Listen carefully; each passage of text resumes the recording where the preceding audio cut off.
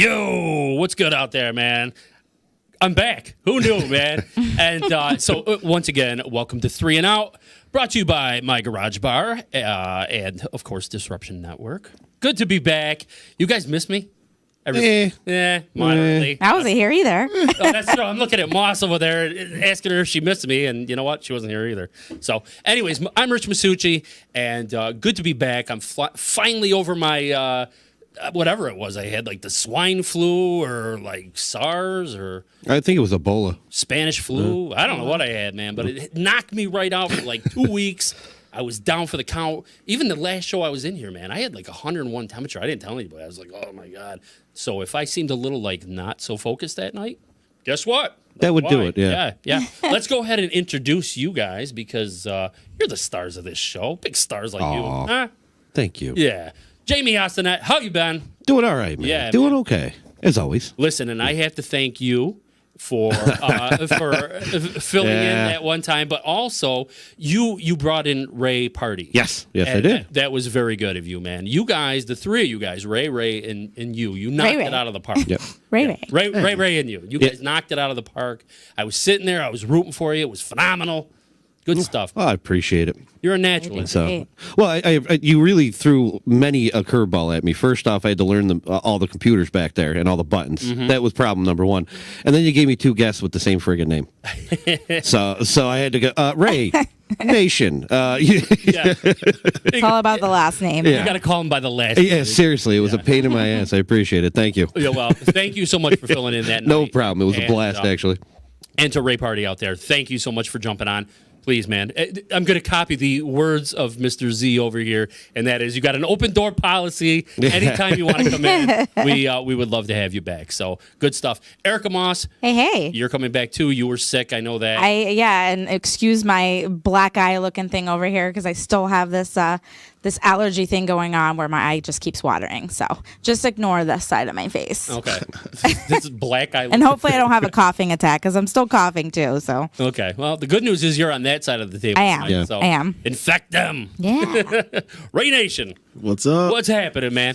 Not bad. And Not quite. I got to tell you, again, going on that, you shined on that last show, man. Well, thank you. I thought you did spectacular. So Appreciate it. I actually started doubting myself, and I said, "Damn, these guys are doing so good." They Yeah, we don't really need to be back. here. You and I can just take several nights off. They don't need me no more. But yeah, man, big week in football. No Steelers game this week. I was a little bit depressed by that. Yeah, how boring are bye weeks? They're terrible, aren't they? suck. Oh. Well, Suck. at least they can't lose, right? That's Yes. true. That's true. So Positives. positive. That's all the about only the positive for the positives. Steelers, that's for sure. But this week, we got a full lineup, and we're going to be talking tonight about the Detroit Lions. Yes. Lions. Yeah, the Lions Yeah. tonight. But before we do that, we got to talk about something else. I got to tip my cap a little bit here to Mr. Matthew Stafford. Moving past Matt Ryan on Sunday to become the fastest quarterback to reach 40,000 yards in his career, this being his 147th game of his career. And you tell me, I mean, when you consider some of the quarterbacks that are in this league, and certainly some of the ones that have passed through, I mean, Drew Brees, I mean, you got Aaron Rodgers, you got Brett Favre, Dan Marino.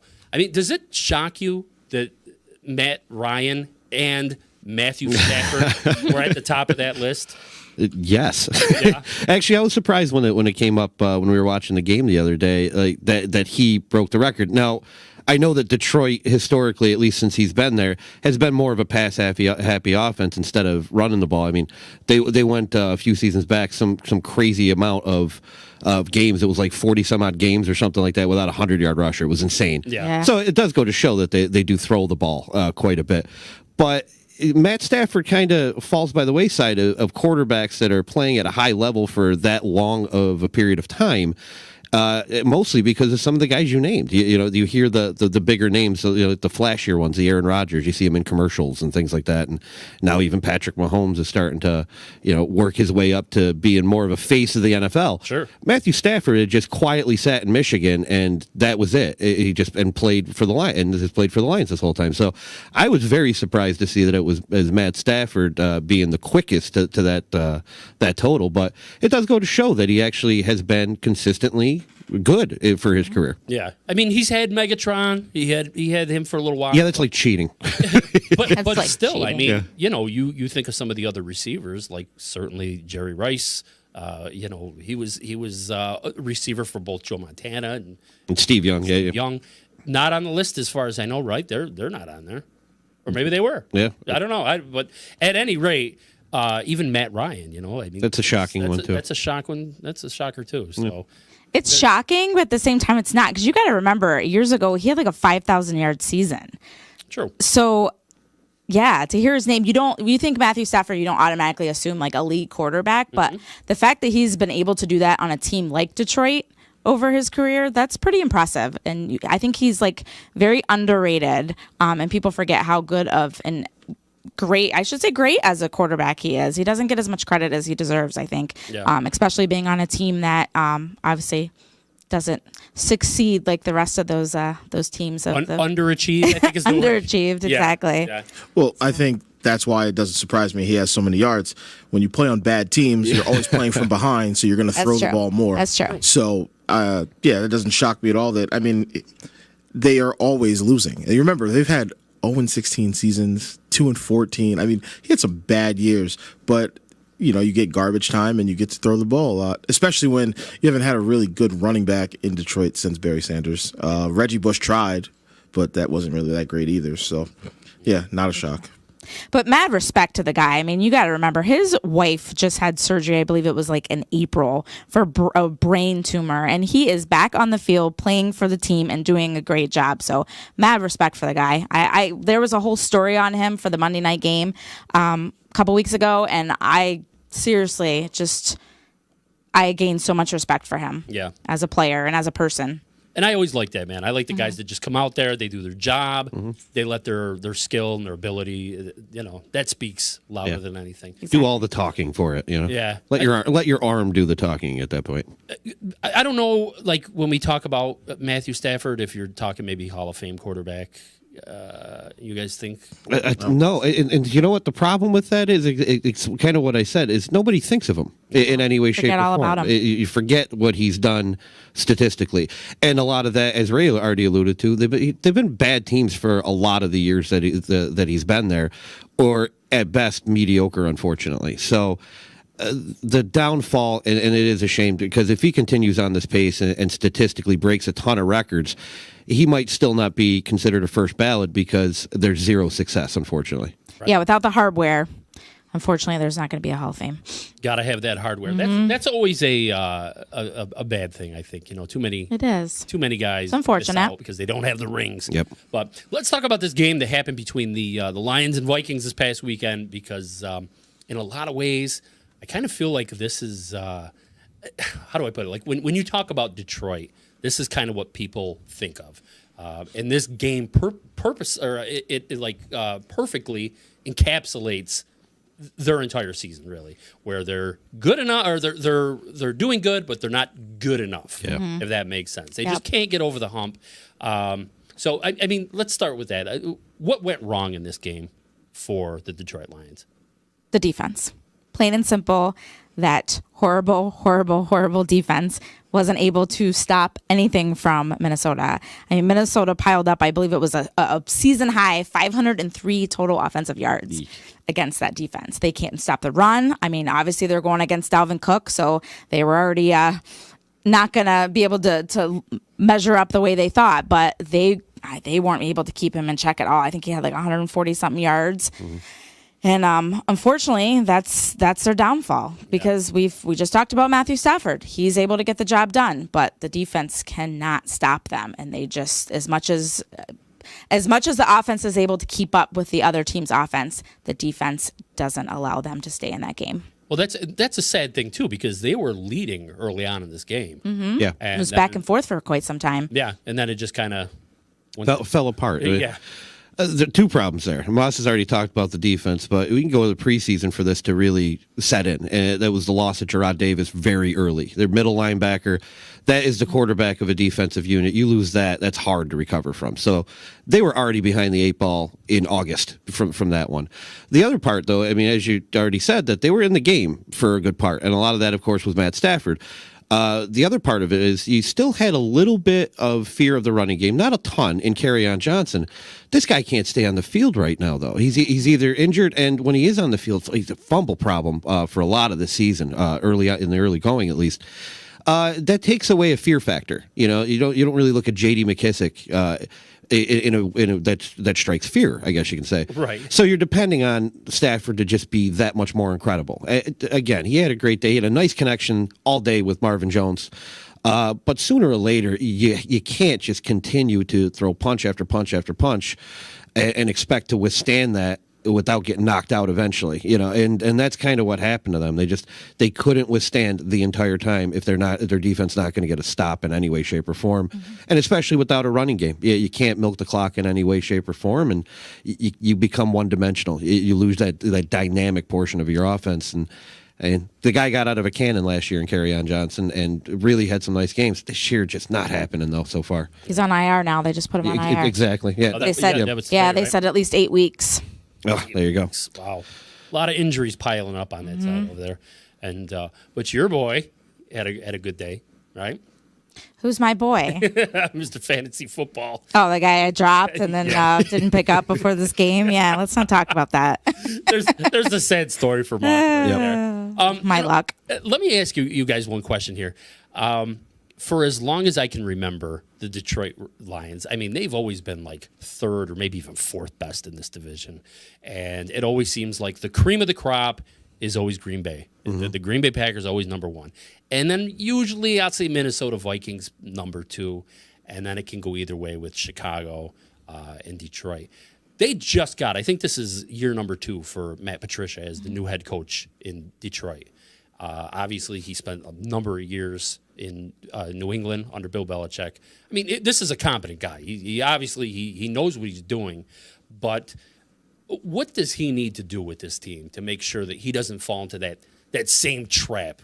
And by trap, I mean what every other head coach that has gone to Detroit does. I mean, you know, they come in, they say they're going to make some changes. The team, it seems like they're going to go right for a little while, then they start losing, and bye-bye. Within like 2 years, they're down the road, and we're on to a new head coach. What does Matt Patricia need to do to make sure he doesn't fall into that same trap?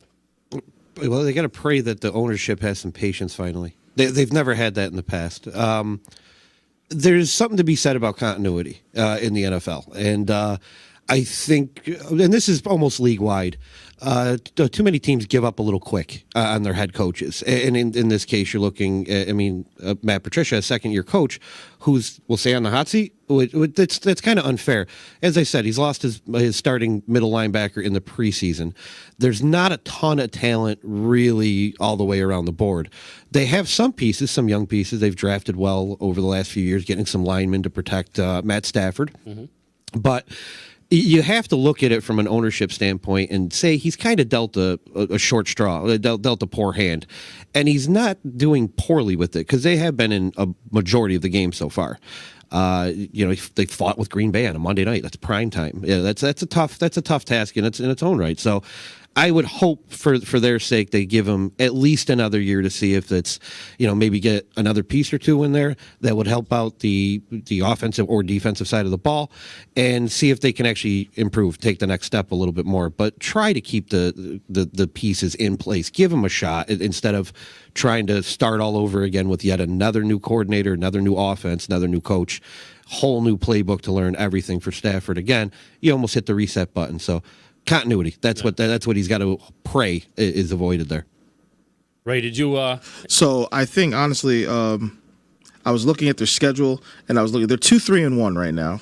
So they're probably not going to win the division. But I think that looking at the schedule, they have some very winnable games. going forward. So I think if he can just pull off maybe, I 7-8-1, and then they give him enough to show, all right, well, let's not get rid of the guy. Like, they're making progress. And it's, I don't want to count him out because there still are 10 more games and anything can happen. But it's very likely they're not going to make the playoffs this year. So with that being said, they have to be looking towards the future. And I think if they give him some more time, I think he needs to just show that he has a plan. Because right now I think Detroit's kind of in limbo. Matt Stafford, they're paying him a lot of money, and he's always gotten a lot of money. And they dump so much money into the quarterback position, but they need just a few more pieces.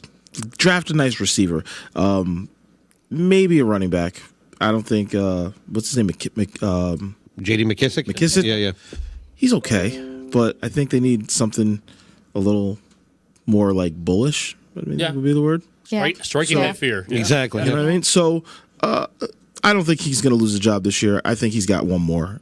But if he has another bad year next year, I think he's going to go, unfortunately. Yeah. I am going to give a shout out to our homeboy Matt Patricia, because we got to do that right here on this upstate New York show, because he's right here from Sherrill, New York, which is just a few minutes down the road from us here in Utica. So shout out to Matt Patricia and my good friend Allison Patricia, which is his cousin that I work with. So there you go for that. And I agree with these guys. You got to give the guy time. You got to remember, he has 3 losses. Those losses came to Kansas City, Green Bay, which was a questionable loss. We won't talk about that. In Minnesota, which we talked about, they hung with them through almost the whole game until the end of the fourth quarter. So they are a good team, and they've shown improvement from last year, which was his first year coaching. So he's showing improvement. Just keep that communication going. Get those good, maybe like Ray said, get a good receiver, get get that defense up and running and get them playing better. And I really do think that they can finish the year out with a decent record. Yeah.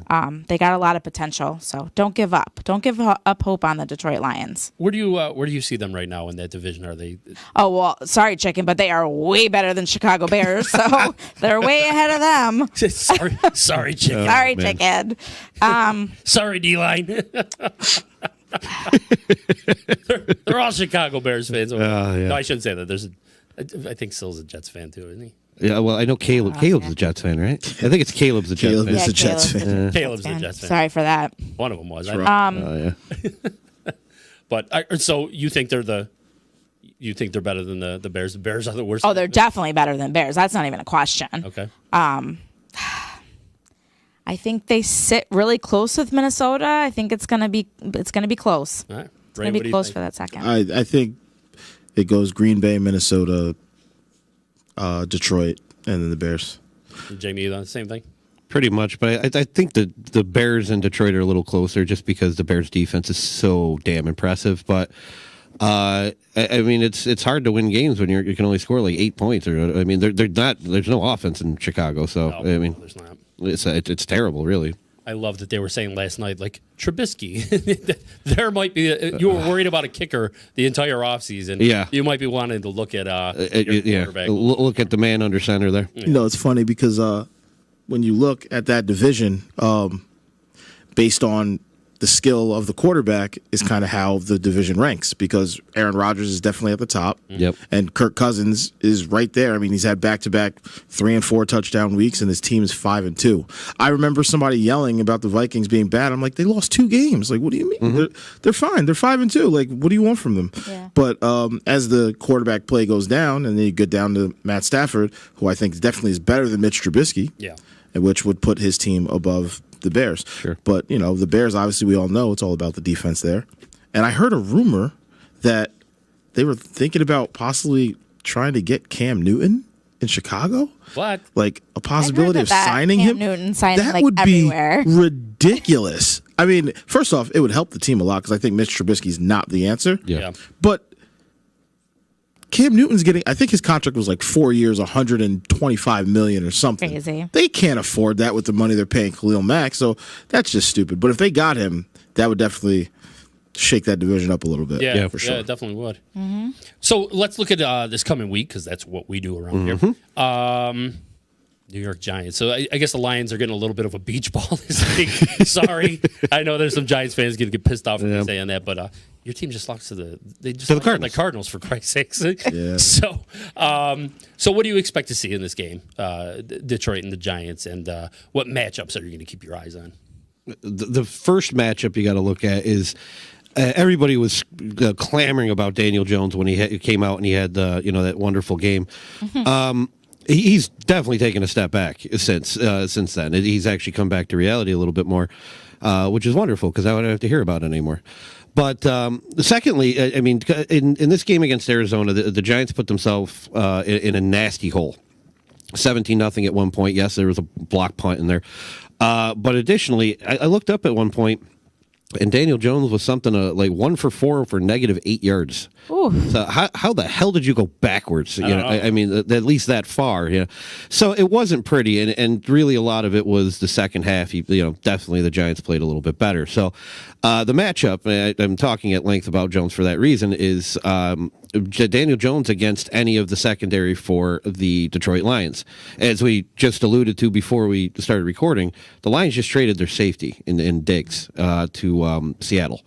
So you just lost another piece. Maybe they got some youth back there that can actually step up and make a few more plays, maybe knock out the pass defense a little bit better. Mm-hmm. But this is a game right there. If they play as poor, if the Lions defense plays as poorly as they did against Minnesota, Jones can kind of rebound. So that's the matchup that I'm personally looking for on that one. Obviously, Detroit they must know that maybe they feel like the younger guy can step up and do something, and what Diggs is doing obviously isn't enough for the defense. So I'm interested to see Saquon Barkley. If they can keep him in check, then I think they might succeed. Also, I don't think the Giants defense is very good, so I think that Stafford's going to be able to tear him apart. Yeah, I think it's all about Stafford. I think, as it's kind of cliche, but you're only going to go as far as your quarterback. So as long as he has a good game, they should win this. Mm-hmm. If he gets outplayed by Daniel Jones, then we just look like idiots talking about it the last half hour. Because then there's no. Then what are we talking about? But no, honestly, Matthew Stafford, as long as he does what he can do, mm-hmm. they'll be fine because it's the Giants. It is the Giants. Sorry, guys. Sorry. There you go. It's very true. It is the Giants. Well, so I got to clue you in on something here. I mentioned earlier that Eric has been sick all week, so we never had a chance to get you in here to record your boss's mind bender this week. Nope. So we're going to give it a live shot. Giving it a live shot. All right, but we're still going to play the intro for you. Oh, I still have an intro? Yeah. All right. Yeah. Let's see how this all works out. Okay. We're going to try this. All right. So hold on here. Here we go.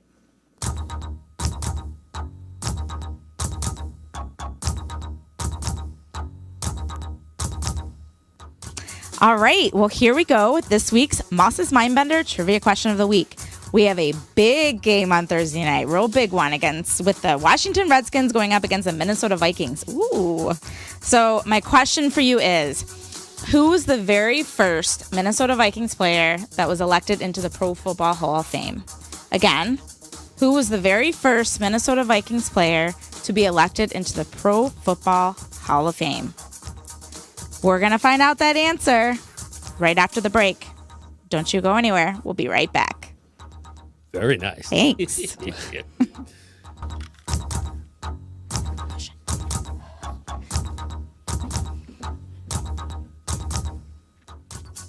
Welcome back to the second down of 3 and Out, brought to you by Disruption Network and MyGarageBar.com. So before the break, I hit you with my Moss's Mindbender. That question was, who was the very first Minnesota Vikings player to be elected into the Pro Football Hall of Fame? The answer is, who got it? Fran Tarkenton. He was elected in the Hall of Fame in 1986. He played with the Vikings from 61 to 66, and then again from 72 to 78, after a few years with the Giants. There you have it, folks. This week's Moss's Mindbender. Let me ask you a question. I'm so out of breath because I just ran in like there was no tomorrow. You went racing in to get a beer. I did. And we're like, you got like 30 seconds left. You got 15. Oh my God. And then at 5, you came trucking in here. I was out of breath. You're like, this is Moss's. Oh, that was great. Maybe I should do it recorded from now on. No more live. That was great. That was great. I did it though. You did. You did it. I did make it.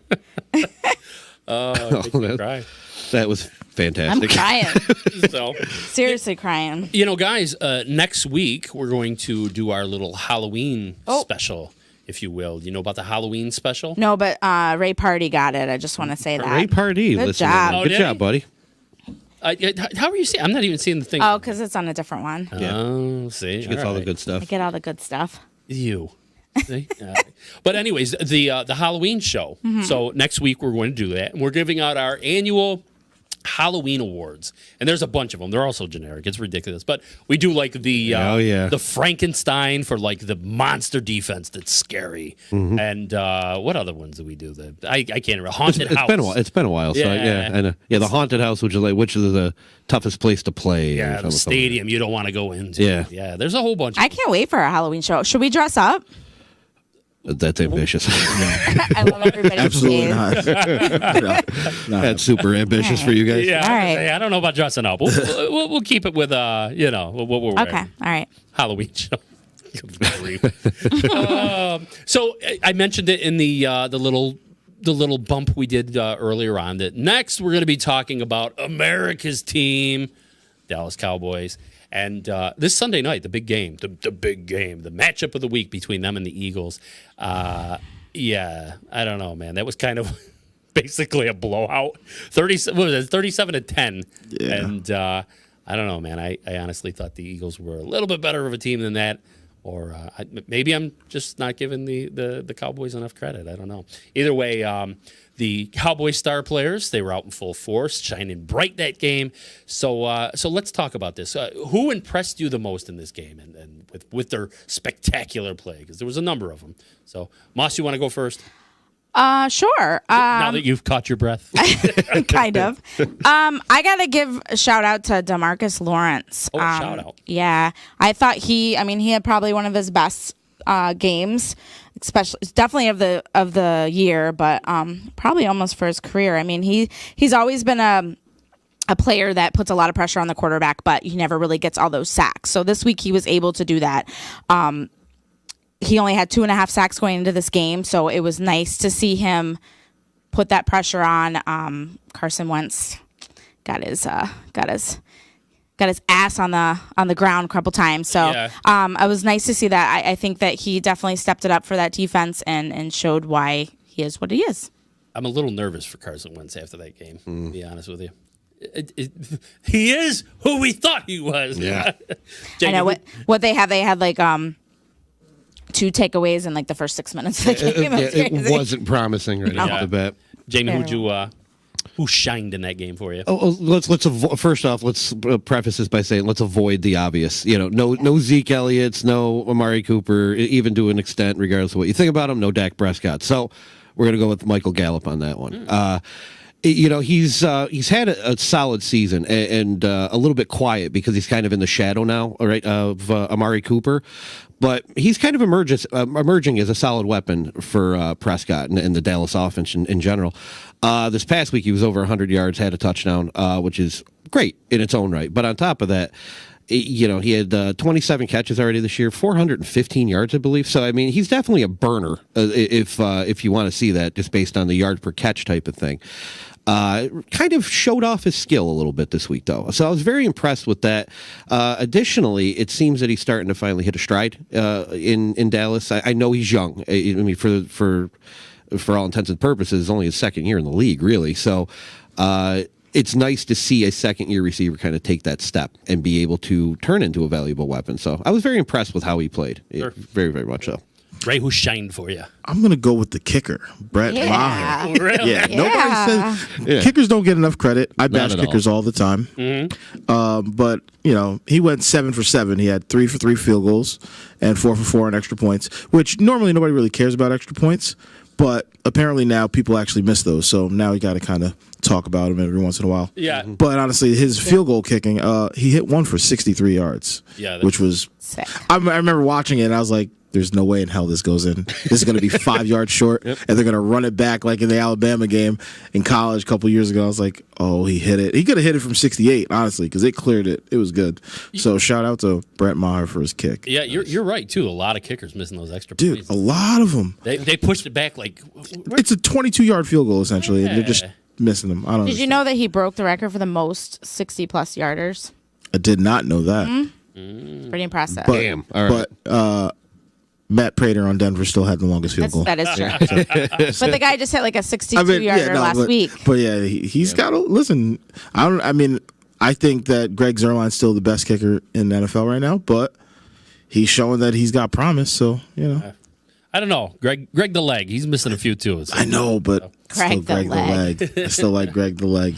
So let me ask this. Obviously, Dallas started 3-0 this season, and then they went and dropped 3, and a lot of people started losing faith in them.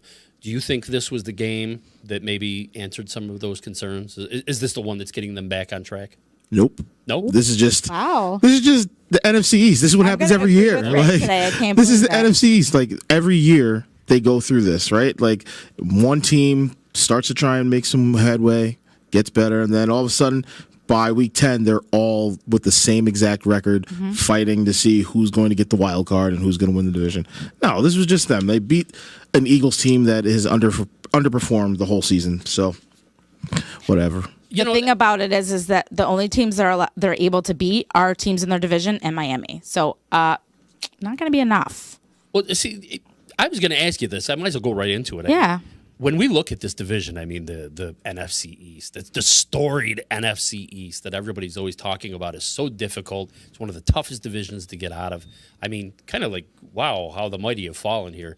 You look at this this division, and I mean, I don't know what that. Dave, just in time for our Halloween show. There's a ghost but, in here. But yeah, I mean, you look at the records in here, and I mean, you've got the Cowboys leading it with 4-3. The Eagles are behind them with 3-4, and then I mean, the rest of the division is kind of abysmal. I mean, you got the Redskins, you got the Jets, and the Giants rather. The Giants are in third place with 2 wins, 5 losses. And in the lowly Redskins, sorry guys, of course they're sitting at the bottom of the pile, 1-6. That's I don't know. I mean, is Dallas? They're going to run away with this division, right? They should. You would think so, yeah. They really should.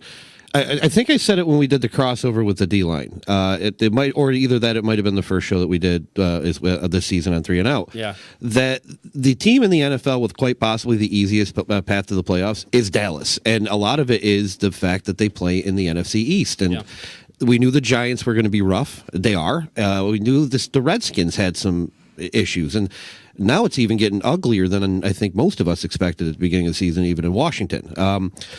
Add into the fact that Philadelphia does not look like the team that went to the Super Bowl and won it 2 years ago. No. I don't know what happened. This is essentially the same team from 18 months ago on top of that, but they're not that same team anymore. So Dallas, pretty much the only way that they can't win this division is if they shoot themselves. Yeah. They stub their toe over and over and over again until they break their foot, basically. Mm-hmm. But other than that, they should walk away. I mean, it might not even be a great record. Well, 9-7, or even possibly 10-6, in a good way.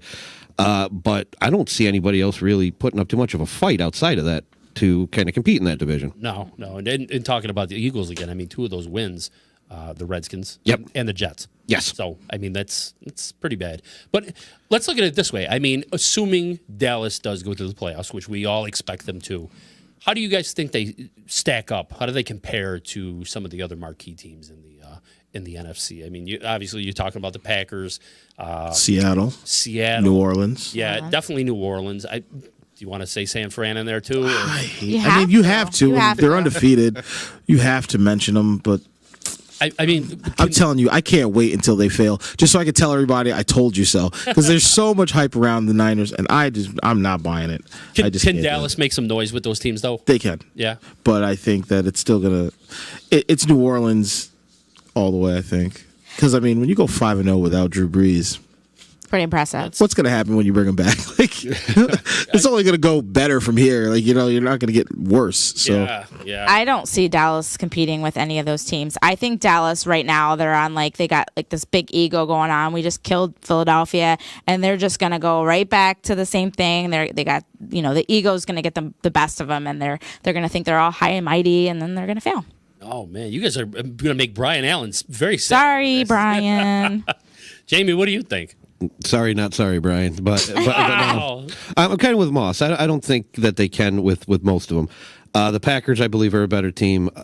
Also, the Saints. That's just not fair. I also think that Seattle's a better team just because of the Russell Wilson factor. And going back to what Ray was alluding to earlier, quarterback versus quarterback, Russell Wilson is better than Dak Prescott. That's my belief.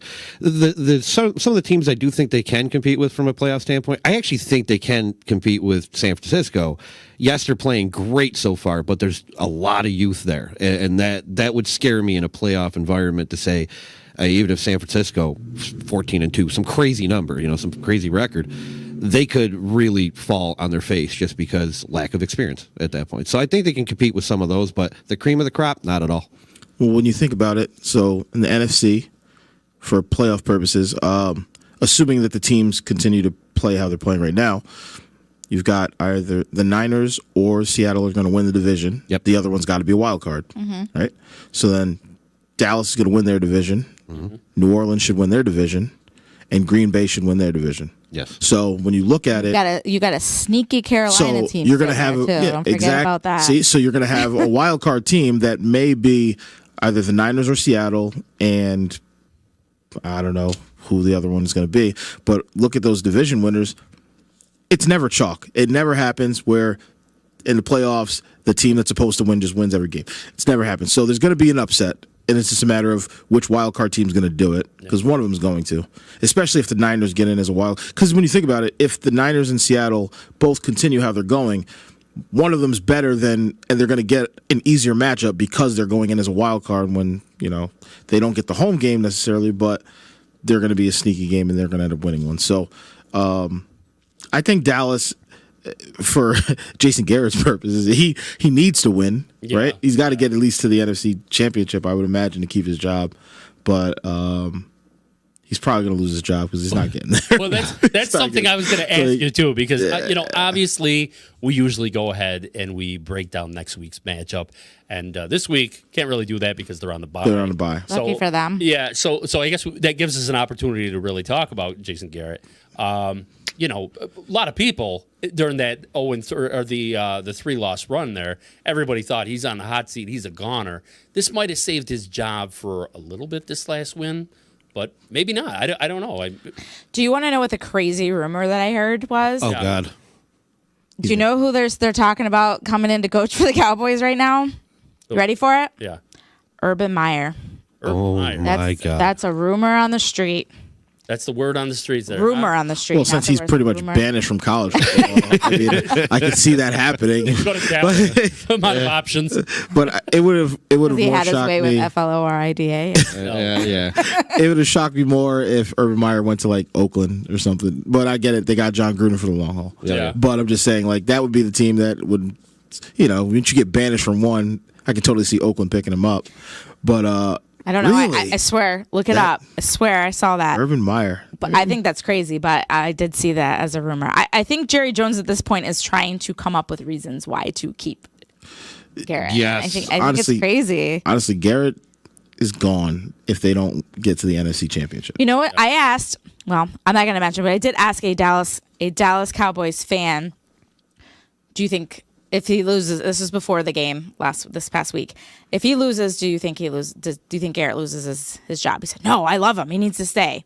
Was this Brian? Yeah. It was Brian. But I wanted to know from a legitimate fan how they feel. And he's like, no, I love him. I'm thinking, I just don't understand it. What does this guy have to do? He hasn't been good since the day he started. And, Wow. and that's why he's still there, because we're talking about Jason Garrett getting fired. Yeah. He doesn't run this damn team. Jerry Jones True. does. That's very Everybody true. knows. We all know that. There's a reason that coaches with any type of name that went through there had a short tenure, because they couldn't control them. And that's why I don't think Urban Meyer would fit in. Yeah, Because Urban Meyer is not going to. Too polarizing. Yeah, there's no way. He's not going to bow He's down not going to let Jerry Jones. Jerry Jones tell him exactly what to. What the hell with that? Nope. Yeah. Yeah, Jason Garrett is literally the only person, or coach, I should say, in the NFL where I can literally see the owner's hand up his ass. He is a puppet. That's true. I mean, he literally is a puppet. So why get rid of your puppet? It's Jerry Jones' fault. The owner's not going to fire himself. That's just stupid. Yeah. So I personally don't think Garrett goes anywhere unless they totally explode, or implode, I should say. Because if that's the case, then you have no choice than to kind of, pacify your fan base. Sure. And that's the only way that I see it happening. So there you go. Maybe he's not on the hot seat because he's got a hand up his ass working. You can't sit down. Well, He can't sit down. his current chair is a wrist. Okay, so he can't do anything. His chair is a wrist. Oh my gosh. Only on 3 and Out, for ladies and me. gentlemen. Yeah. Will you This get is that too much line? for me. That's what you call insight. America's team, everyone. Yeah, the America's team getting worked through the ass. Yeah. One thing I will say though, it was random. So apparently, that Cowboys Eagles game had 22 million viewers. Is like the most watched game in the last 5 years. Yeah, I've heard that. Yeah. Which, to me, I'm thinking it had to be mostly Giants fans, right? Just hoping to just talk. I just couldn't imagine where 22 million people are watching this, but There was a lot nothing of- else on TV Yeah, on Sunday, nothing. I guess. yeah, it was Everybody an gave off week for a lot of Everybody favorite gave shows. up on The Walking Dead, so they decided to watch the game. The other dead. Yeah, makes sense. Jamie, you're going to be thrilled this week. I know. I heard. This Yes. is great. We actually, I say we. That's No. it was not. You mean Todd? I mean Todd. Todd I mean- Williams, of I mean course. the guy Yeah. that does everything Yeah. for us. Todd Williams went through and actually made you a little intro, man. Yes. And I watched it, Sweet. and I'm super psyched about it. This is like 2 years in the making. Yeah. I told you last year I was going to have one. Yeah, for you did. And I It- didn't. it never I didn't do happened. Yeah. So, thank you, Todd. Yes. Let's see what we got, man. We're going to go ahead and play this. And exciting. yeah, it's very exciting. Here we go. Very first time. Goes in. Boom.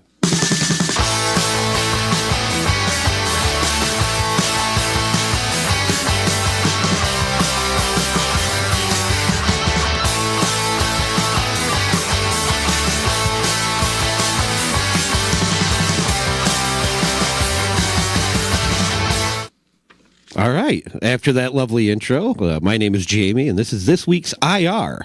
So for this week's IR, the weekend recap was actually not a huge injury week, which is great for most NFL players and teams, unless you're the Kansas City Chiefs, who got to witness their star quarterback and face of the NFL in Patrick Mahomes dislocate his patella, which is as awful as that sounds. First off, let's explain a little bit of the mechanism of injury. Now, in order to actually dislocate your patella, first off, that is your kneecap. That is the bone that kind of acts as a lever between the lower part of your femur, your thigh bone, and the upper part of your tibia or your shin. And really, you only have two movements that your knee allows you to do, which is to bend or flex, and extend, which is straighten. That's it. So to dislocate, it has to track either right or left off of that little groove that's at the bottom of the thigh bone. When this happens, the tendons that hold the patella in place, and ligaments as well, tend to stretch a lot of times, or most of the time, completely tear. You pop the patella back in place. This is usually a surgical outcome where you have to repair whatever ligament tore to cause that patella to dislocate and fall off track. Anytime you're talking about surgery to a ligament, you're talking at least 3 months before you're allowed to do any type of slow rehab type of thing. And I mean slow. Even after that, probably another 3 to 5, maybe 3 to 6 months of rehab and strengthening on whatever joint or area you're talking about. Now let's talk about the medical miracle that is Patrick Mahomes, who is out 3 to 6 weeks. The reason being, he is fortunate enough that none of those ligaments tore. The patella just slid off track. They popped it back in place. But now with the stretching, there's still a little bit of fraying of the fibers there, and you got to let those heal a little bit. So in the case of Mahomes, he got what the Kansas City Chiefs called the best case scenario, and they weren't kidding. They're not sugarcoating this in any way.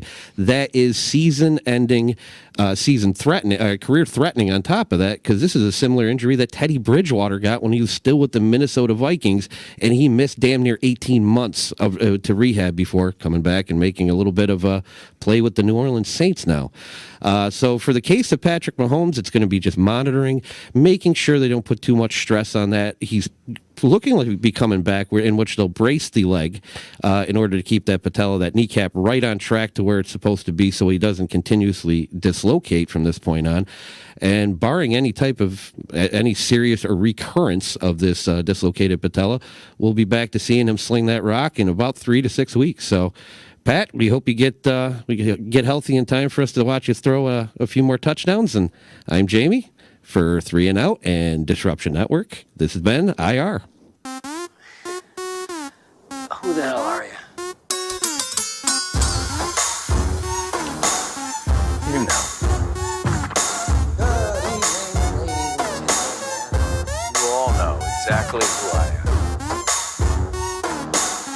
Talking about house money right now. Well, we gonna come to you and we gonna bring it to you like this. Say my name.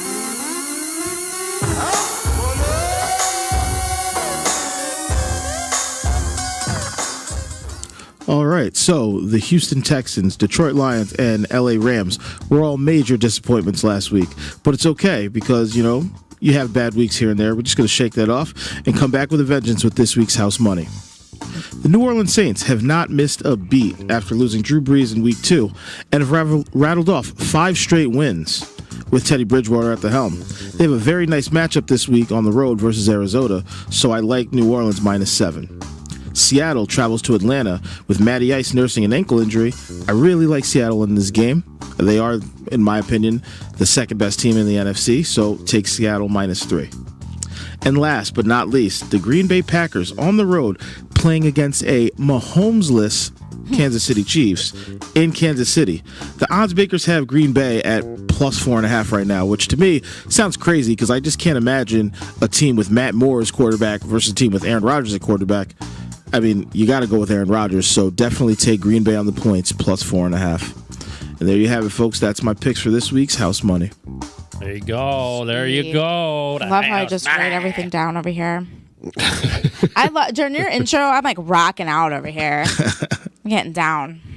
So good stuff, man. Where are you at on the money so far? Oh man, the exact number is close. I want to say it's. I think because I had 2 bonuses in there, so I think it's like 14 and 9 total. I think this is what my total is. But last week was bad, man. I was going so well. 2 out of 3 every week. I'm happy because that means you're winning money every week. This week was terrible. Terrible games for betting. Everybody has an offer. I know. Yeah. I know. I'll shake it off. It's all right. Shake it off and make some money. So, hey, listen, guys, I have to plug one of our sponsors a little bit here, and that's Utica Hemp Co. Yeah, man. Joe Sweet, Chip Sweet, doing great things over there. You can visit them on uticahempco.com or stop at one of their 4 locations in Utica, Herkimer, New Hartford, and Clinton. And of course, they're super knowledgeable about everything CBD related. Talk to them. They can help you out. If you got like pains, like anything, like ailments, whatever, go talk to them. The CBD, everybody's on board with it right now. And as they say, natural, safe alternative from some of the medications that are out there on the market right now. So, yeah. Yeah, I think they have their big grand opening on Saturday for their Clinton store, right? store, Yeah, so. I was actually just going to say something about it because before I got here, I took a look and there's Joe Sweet on Facebook with the grand opening. That place is friggin' gorgeous. Oh, yeah. I mean, it's immaculate. Great location too. Great location in Clinton. They're crushing it right now, and just the fact that there's 4 stores open already, and I mean this is a new kind of business venture that they got. Yeah, it's relatively in its infancy still, and I mean, it's just exploded. But the CBD is you know that's the rage right now, man. And then so definitely check them out. As we say, Utica Hemp, improve the quality of your life. There you go. There you That's go, nice.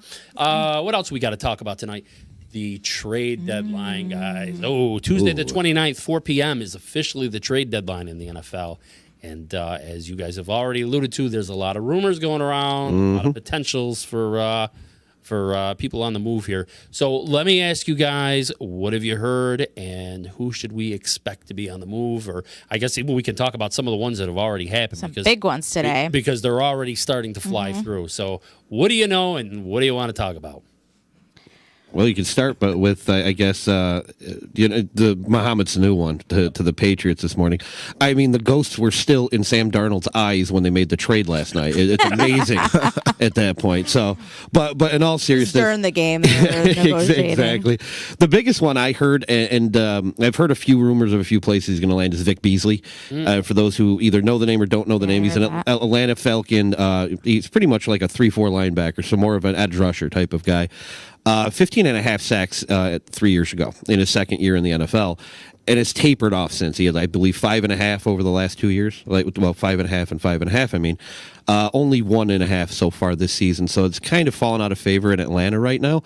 But he's still a very young guy. Signed a pretty big extension, unfortunately, well, at least for his 5th-year deal, which he's currently in right now.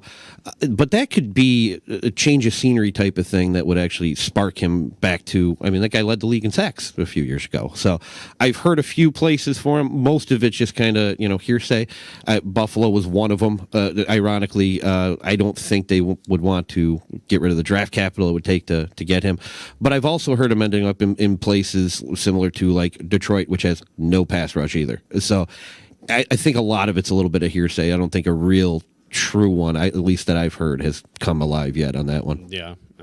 I was actually shocked by the Sanu trade only because Weird. I don't know the specific details of the contract, but I do know the Patriots are going to be in a little bit of trouble because they're going to have to pay. I mean, Sanu's going to automatically become their highest paid receiver over Edelman, which is crazy. And I don't think he's that good of a receiver, but he'll go to the Patriots and he'll be this, Pro Bowl star receiver for some reason. 25 TDs. 12 wins. He's Favorable calls. they owe him quite a bit of money from his contract, so that's going to be interesting to see. The other big one I know Ray doesn't want to talk about that happened today is Emmanuel Sanders going to the 49ers. I get believe it, though. I get it was for a 3rd and 5th round pick. Yeah. Sanders and a 5th round pick for a 3rd and 4th round pick. So, I don't know how.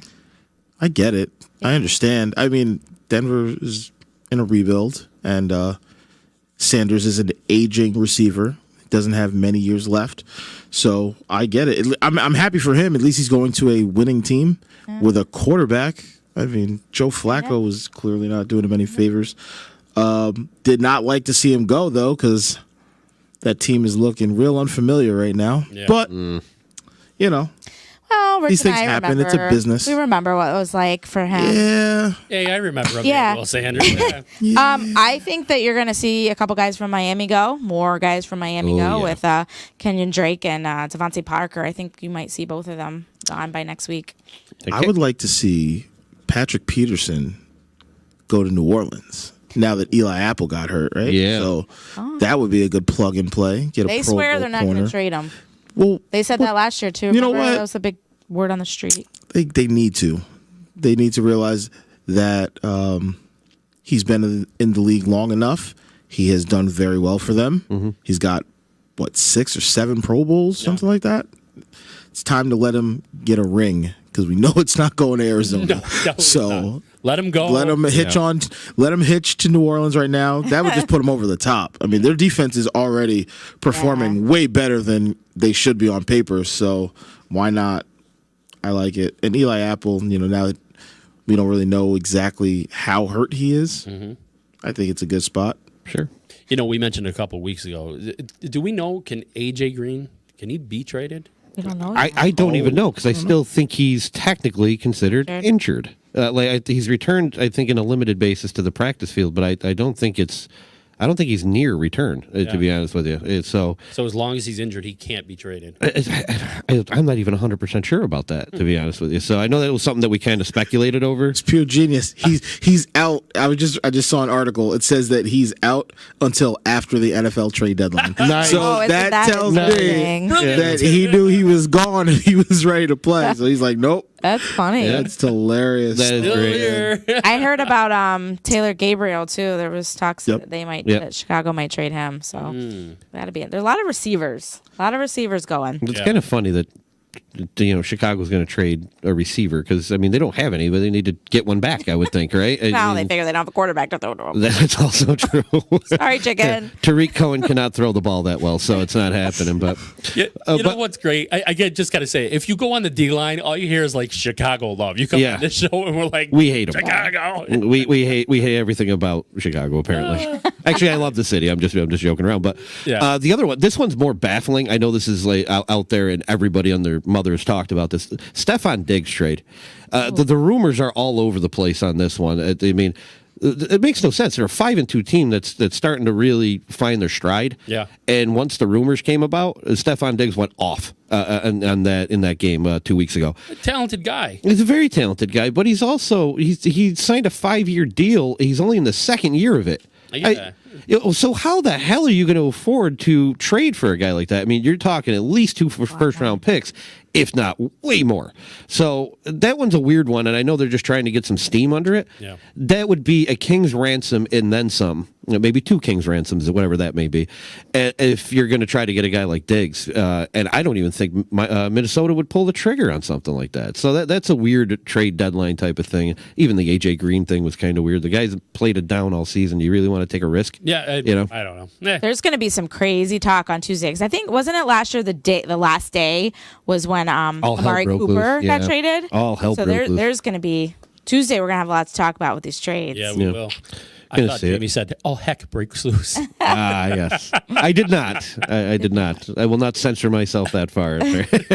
When we start saying "heck," we really have become the PG yeah. show. We're G-rated at that point. If that's the case. Hey, speaking of the D line, before I have to ask us, how did we do last week Oh, with our? hold on a second. Let me pull my sheet out. Moss has the sheet. Let me pull it out. She's ready to go. So Yep. I know a few weeks ago we got a little closer than we wanted it Yeah, to we be. did. We did jump behind by a point at one time, but then we got right back in there.